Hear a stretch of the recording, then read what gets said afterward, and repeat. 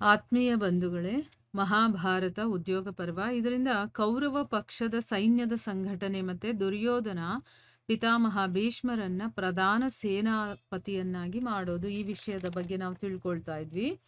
ಹೋದ ಭಾಗದಲ್ಲಿ ನಾವು ದುರ್ಯೋಧನನ ಸೈನ್ಯದವರು ಯಾವ ರೀತಿ ಅವರು ತಯಾರಿಯನ್ನ ನಡೆಸ್ತಾ ಇದ್ರು, ಮತ್ತೆ ಯಾರ್ಯಾರು ಹೊರಟರು, ಅದರ ಜೊತೆ ಏನೇನೆಲ್ಲ ಹೊರಡ್ತು, ರಥಗಳು, ಪದಾದಿಗಳು, ಮತ್ತೆ ಆನೆ ಮೇಲೆ, ಕುದುರೆ ಮೇಲೆ, ಈ ರೀತಿ ಬೇರೆ ಬೇರೆ ರೀತಿಯಲ್ಲಿ ಸೈನ್ಯದವರು ಹೊರಡ್ತಾ ಇರೋದು, ಮತ್ತೆ ಅವ್ರು ತಗೊಂಡು ಹೋಗ್ತಾ ಇದ್ದಂತಹ ವಸ್ತುಗಳನ್ನು ಕೂಡ ನಾವು ಏನೇನೆಲ್ಲ ಬೇಕಾಗುತ್ತೆ ಅದಕ್ಕೆ ಅಂತಾನು ಕೂಡ ತಿಳ್ಕೊಂಡ್ವಿ. ಈ ರೀತಿ ಎಲ್ಲರೂ ಕೂಡ ಚೆನ್ನಾಗಿ ಅಲಂಕಾರ ಮಾಡಿರುವಂತ ಲಕ್ಷಾಂತರ ಕುದುರೆಗಳು ಮತ್ತೆ ಸಾವಿರಾರು ಪದಾದಿಗಳು ಅವರೆಲ್ಲ ಸೇರ್ಕೊಂಡು ಆ ಸೇನೆ ಹೊರಡ್ತಾ ಇದ್ರು ಅನ್ನೋದ್ರ ಬಗ್ಗೆ ಎಲ್ಲ ತಿಳ್ಕೊಂಡ್ವಿ.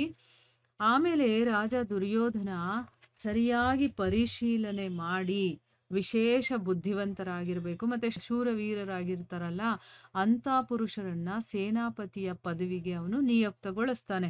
ಯಾಕಂದ್ರೆ ಯಾರ್ಯಾರನ್ನೋ ಮಾಡಿಬಿಟ್ರೆ ಆಗೋದಿಲ್ಲ, ತುಂಬಾನೇ ದೊಡ್ಡ ಯುದ್ಧ ನಡೀತಾ ಇದೆ. ಅದಕ್ಕೋಸ್ಕರ ಅವನೇನ್ ಮಾಡ್ತಾನೆ, ಅವನೇ ಖುದ್ದಾಗಿ ಪರಿಶೀಲನೆ ಮಾಡಿ, ವಿಶೇಷ ಬುದ್ಧಿ ಇರಬೇಕು ಅವ್ರಿಗೆ, ತುಂಬಾ ಚುರುಕಾಗಿರ್ಬೇಕು, ಯಾವ ಸಮಯದಲ್ಲಿ ಯಾವ ರೀತಿಯ ನಿರ್ಧಾರವನ್ನ ತಗೋಬೇಕು ಅಂತ ಅವ್ರಿಗೆ ಗೊತ್ತಾಗ್ಬೇಕು.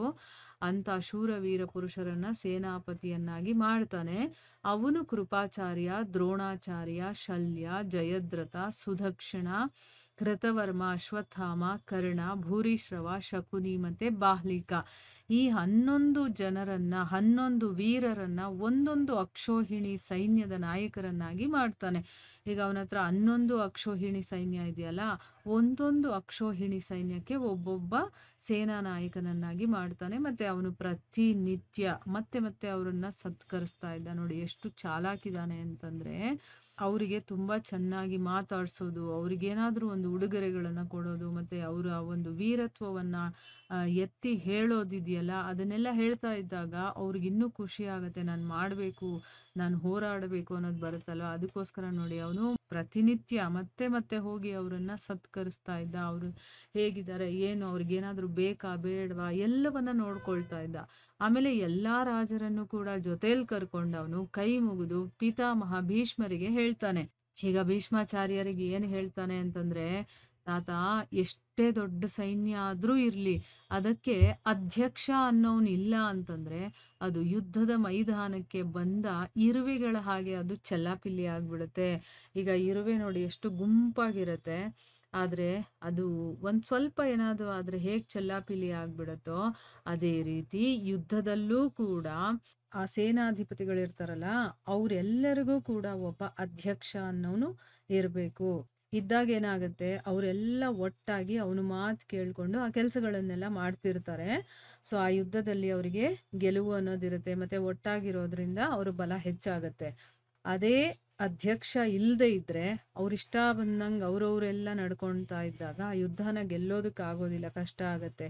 ಅದು ಹೇಗೆ ಅಂತಂದ್ರೆ, ಇರುವೆಗಳೆಲ್ಲ ಒಟ್ಟಾಗಿದ್ರೆ ಹೇಗೆ ಏನಾದ್ರೂ ಒಂದು ಎತ್ಕೊಂಡ್ ಬರ್ಬೇಕು ಅಂತಂದಾಗ, ಆ ಗುರಿಯನ್ನ ಸಾಧಿಸ್ಬೇಕು ಅಂತಂದಾಗ ಎಲ್ರೂ ಒಟ್ಟಿಗೆ ಹೋಗಿ ಹೆಂಗೆ ಎತ್ಕೊಂಡ್ ಬರುತ್ತೋ ಆಗ ಅದು ಕರೆಕ್ಟ್ ಆಗಿರುತ್ತೆ. ಅದೇ ಏನಾದ್ರೂ ಅವ್ರಲ್ಲಿ ಏನಾದ್ರೂ ತೊಡಕಾಯ್ತು ಅಂತಂದ್ರೆ ಎಲ್ಲ ಚೆಲ್ಲಾಪಿಲ್ಲಿ ಆಗ್ಬಿಡುತ್ತಲ್ಲ, ಅದೇ ರೀತಿ ಸೈನ್ಯದಲ್ಲೂ ಆಗುತ್ತೆ. ಅಂದ್ರೆ ಒಬ್ಬ ಅಧ್ಯಕ್ಷ ಇಲ್ಲ ಅಂತಂದ್ರೆ ಆ ಯುದ್ಧನ ಗೆಲ್ಲೋದು ತುಂಬಾ ಕಷ್ಟ ಆಗತ್ತೆ ಅನ್ನೋದನ್ನ ನಾನು ಕೇಳಿದೀನಿ ಅಂತ ಅನ್ಬಿಟ್ಟು ಹೇಳ್ತಾನೆ. ಆಮೇಲೆ ಒಂದು ವಿಷಯವನ್ನ ನಾನು ಕೇಳಿರೋದನ್ನ ಹೇಳ್ತೀನಿ. ಒಂದ್ಸರಿ ಹೈಹಯ ವೀರರ ಮೇಲೆ ಬ್ರಾಹ್ಮಣರು ಆಕ್ರಮಣ ಮಾಡಿದ್ರು. ಆ ಒಂದು ಸಮಯದಲ್ಲಿ ವೈಶ್ಯ ಮತ್ತೆ ಶೂದ್ರರು ಕೂಡ ಬ್ರಾಹ್ಮಣರಿಗೆ ಸಹಾಯ ಮಾಡಿದ್ರಂತೆ. ಅಂದ್ರೆ ಈಗ ಐಹಯ ಅನ್ನೋನು ಒಬ್ಬ ಕ್ಷತ್ರಿಯ, ಆ ವೀರರ ಮೇಲೆ ಬ್ರಾಹ್ಮಣರು ಆಕ್ರಮಣ ಮಾಡಿರ್ತಾರೆ. ಆ ಸಮಯದಲ್ಲಿ ಬ್ರಾಹ್ಮಣರಿಗೆ ವೈಶ್ಯರು ಮತ್ತೆ ಶೂದ್ರರು ಕೂಡ ಸಹಾಯ ಮಾಡಿದ್ರು. ಈ ರೀತಿ ಒಂದು ಕಡೆ 3 ವರ್ಣದ ಪುರುಷರಿದ್ರು, ಇನ್ನೊಂದು ಕಡೆ ಹೈಹಯ ಕ್ಷತ್ರಿಯರಿದ್ರು. ಯಾವಾಗ ಯುದ್ಧ ಆರಂಭ ಆಯ್ತೋ 3 ವರ್ಣದವರಲ್ಲೂ ಕೂಡ ಬಿರುಕು ಉಂಟಾಗತ್ತೆ. ಅವ್ರವ್ರಿಗೆ ಆಗದೆ ಇರೋ ತರ ಏನೋ ಒಂದು ಜಗಳ, ಮಿಸ್ಅಂಡರ್ಸ್ಟ್ಯಾಂಡಿಂಗ್ ಆಗತ್ತೆ. ಮತ್ತ ಅವ್ರ ಸೈನ್ಯ ಬಹಳ ದೊಡ್ಡದಾಗಿದ್ರು ಕೂಡ ಕ್ಷತ್ರಿಯರು ಅದನ್ನ ಗೆದ್ದು ಬಿಡ್ತಾರೆ. ಆಗ ಬ್ರಾಹ್ಮಣರು ಕ್ಷತ್ರಿಯರಿಗೆ ನಾವು ಸೋತಿರೋದಕ್ಕೆ ಕಾರಣ ಏನು ಅಂತಂದ್ಬಿಟ್ಟು ಕೇಳ್ತಾರೆ. ಯಾಕಂದ್ರೆ ಕ್ಷತ್ರಿಯರಿಗೆ ಅದರ ನಾಲೆಡ್ಜ್ ಇರುತ್ತಲ್ವಾ, ಅದಕ್ಕೋಸ್ಕರ ಧರ್ಮಜ್ಞರಾದಂತಹ ಕ್ಷತ್ರಿಯರು ಅದರ ಕಾರಣವನ್ನ ತಿಳಿಸ್ತಾ ಹೇಳ್ತಾರೆ. ಅಂದ್ರೆ ನಮಗ್ ಗೊತ್ತು ನಿಮ್ಗೆ ಹೇಳ್ಕೊಡಲ್ಲ ಆ ರೀತಿ ಅಲ್ಲ. ಧರ್ಮಜ್ಞರು ಅಂದ್ರೆ ಅವರಿಗೆ ಧರ್ಮದಲ್ಲಿ ಏನಿದೆ, ಯಾವ ರೀತಿ ನಡ್ಕೋಬೇಕು, ಮತ್ತೀಗ ಅವರು ಸಹಾಯವನ್ನ ಕೇಳ್ತಾ ಇದ್ದಾರೆ, ಕಾರಣವನ್ನ ಕೇಳ್ತಾ ಇದ್ದಾರೆ ಅಂದ್ರೆ ಅದು ಏನಿದೆಯೋ ಅದನ್ನ ಕರೆಕ್ಟ್ ಆಗಿ ಹೇಳುವಂತವ್ರು. ಅದಕ್ಕೋಸ್ಕರ ಅವ್ರು ಹೇಳ್ತಾರೆ, ನಾವು ಯುದ್ಧ ಮಾಡುವಂತ ಸಮಯದಲ್ಲಿ ಒಬ್ಬನೇ ಪರಮ ಬುದ್ಧಿವಂತನಾದಂತಹ ಒಬ್ಬ ಪುರುಷನ ಆಜ್ಞೆಯನ್ನ ನಾವು ಒಪ್ಕೊಂಡು ಯುದ್ಧ ಮಾಡ್ತಾ ಇದ್ವಿ. ಅಂದ್ರೆ ಏನು, ನಮ್ಮ ಒಂದು ಸೈನ್ಯದಲ್ಲಿ ಒಬ್ಬನನ್ನ ನಾಯಕನನ್ನಾಗಿ ಮಾಡಿ ಅವನು ಪರಮ ಬುದ್ಧಿವಂತನಾಗಿರ್ಬೇಕು. ಇಲ್ಲಿರೋರು ಎಲ್ಲರಿಗಿಂತ ಅವನು ಬುದ್ಧಿವಂತನಾಗಿರ್ಬೇಕು. ಇಲ್ಲ ದಡ್ಡನನ್ನ ನಾಯಕನನ್ನಾಗಿ ಮಾಡಿದ್ರೆ ಏನ್ ಪ್ರಯೋಜನ ಆಗತ್ತೆ ಅಲ್ವಾ? ಅದಕ್ಕೋಸ್ಕರ ಇಲ್ಲಿ ಬುದ್ಧಿವಂತನನ್ನ ನಾಯಕನನ್ನಾಗಿ ಮಾಡಿ ಅವನೊಬ್ಬ ಹೇಳ್ದಂಗೆ ಇನ್ನೆಲ್ಲರೂ ಕೂಡ ಕೇಳಬೇಕು. ಅವನ ಆಜ್ಞೆಯನ್ನ ಎಲ್ರೂ ಒಪ್ಕೊಂಡು ನಾವು ಯುದ್ಧ ಮಾಡ್ತಾ ಇದ್ವಿ. ಆದ್ರೆ ನಿಮ್ಮಲ್ಲಿ ಏನಾಯ್ತು, ನೀವೆಲ್ಲರೂ ಕೂಡ ಬೇರೆ ಬೇರೆಯಾಗಿ ನಿಮ್ಮ ನಿಮ್ಮ ಬುದ್ಧಿಗೆ ಅನುಸಾರವಾಗಿ ನೀವು ಕೆಲಸ ಮಾಡ್ತಾ ಇದ್ರಿ, ಅದಕ್ಕೆ ನೀವು ಸೋತಿರೋದು ಅಂತಂದ್ಬಿಟ್ಟು ಅವನು ಹೇಳ್ತಾನೆ. ಆಗ ಬ್ರಾಹ್ಮಣರು ತಮ್ಮಲ್ಲಿ ಏನ್ ಮಾಡಿದ್ರು, ಒಬ್ಬ ಯುದ್ಧ ನೀತಿಯಲ್ಲಿ ಯಾರು ಕುಶಲ ವೀರನಾಗಿರ್ತಾನೋ ಶೂರನಾಗಿರ್ತಾನೋ ಅಂಥವನನ್ನ ಒಬ್ಬನನ್ನ ಸೇನಾಧಿಪತಿಯನ್ನಾಗಿ ಮಾಡ್ಕೊಳ್ತಾರೆ. ಮತ್ತೆ ಕ್ಷತ್ರಿಯರನ್ನ ಅವರು ಸೋಲಿಸ್ತಾರೆ.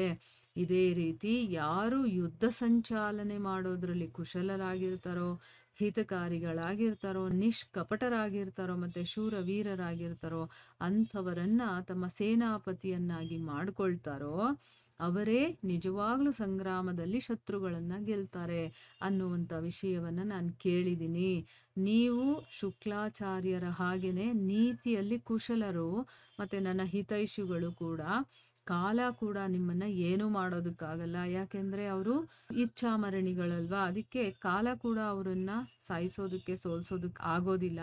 ಮತ್ತೆ ಧರ್ಮದಲ್ಲಿ ನಿಮ್ಮ ಸ್ಥಿತಿ ಅನ್ನೋದು ತುಂಬಾನೇ ಅವಿಚಲವಾಗಿದೆ. ಅಂದ್ರೆ ಅರ್ಥ ಏನು, ಅವರು ಧರ್ಮದಿಂದ ನಡ್ಕೊಳ್ಳುವಂಥವ್ರು. ಅವ್ರು ಯಾವತ್ತೂ ಆ ಕಡೆ ಈ ಕಡೆ ವಾಲ್ದವ್ರಲ್ಲ. ಏನ್ ಹೇಳ್ತಾರೋ ಅದನ್ನ ಮಾಡುವಂಥವ್ರು. ಅಂದ್ರೆ ಅವರು ಅಚಲವಾಗಿ ಇರುವಂಥವ್ರು. ಅದಕ್ಕೋಸ್ಕರನೇ ನೀವೇ ನಮ್ಮ ಸೈನ್ಯದ ಅಧ್ಯಕ್ಷರಾಗಿ, ಹೇಗೆ ಸ್ವಾಮಿ ಕಾರ್ತಿಕೇಯ ಇದಾನಲ್ಲ ಅವನು ದೇವತೆಗಳ ಮುಂದೆ ಸೇನಾಪತಿಯಾಗಿ ಇರ್ತಾನಲ್ಲ, ಅದೇ ರೀತಿ ನೀವು ಕೂಡ ನಮ್ಮ ಮುಂದೆ ಇರಿ ಅಂತ ಅಂದ್ಬಿಟ್ಟು ಅವನು ಭೀಷ್ಮಾಚಾರ್ಯರನ್ನ ಕೇಳ್ಕೊಳ್ತಾನೆ.